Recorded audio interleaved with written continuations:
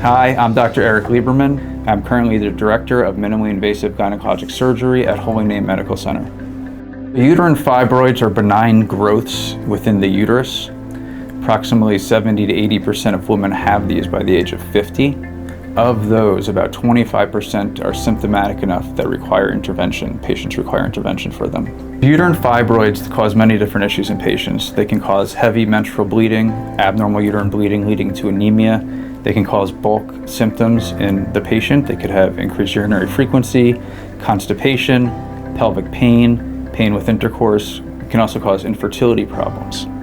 Of all uterine fibroids, approximately 10 to 15% of these fibroids are submucosal. These are the types of fibroids that often lead to heavy menstrual bleeding and are often the cause of infertility or even recurrent miscarriages that patients may be having.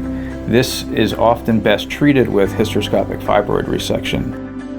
Treatment options available for women with uterine fibroids really depend upon the patient. It depends upon whether they want to maintain the ability to have children or if they don't desire to maintain the ability to have children.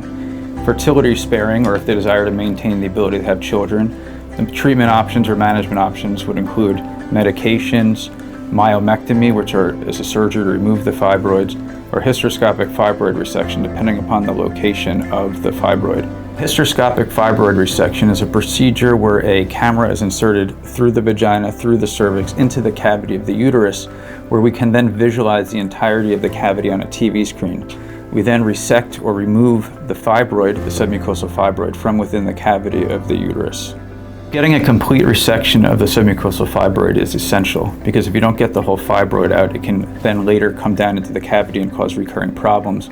Also, if you leave a remnant of it behind, it may grow larger and continue to cause problems for the patient. In my experience, I often have found that using the hysteroscopic bipolar resectoscope, I'm able to get more, if not all, of the pathology out compared to using a hysteroscopic morcellator.